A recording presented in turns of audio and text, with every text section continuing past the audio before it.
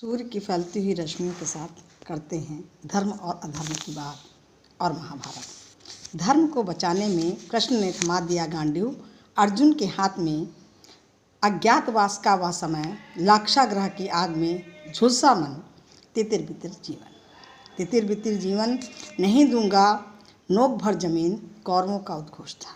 नहीं दूंगा जमीन, नोक भर कौरवों का उद्घोष था। समझौता विकल्प था पर हार गए कृष्ण। समझौता विकल्प था पर हार गए कृष्ण। नियति ने कौरवों के भाग में कुछ और ही लिखा था। नियति ने कौरवों के भाग में कुछ और ही लिखा था। थके हारे पांडवों को सूझ कुछ नहीं रहा था। हार और पलायन, जीत और राज। हार और पलायन, जीत और राज।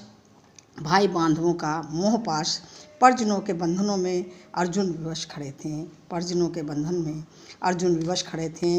अंधे धृतराष्ट्र को पुत्रों का मोह था। आँख वाली गांधारी ने बांध ली थी पट्टी अज्ञानता की। कुंती विवश हो दो राहे पे खड़ी थी।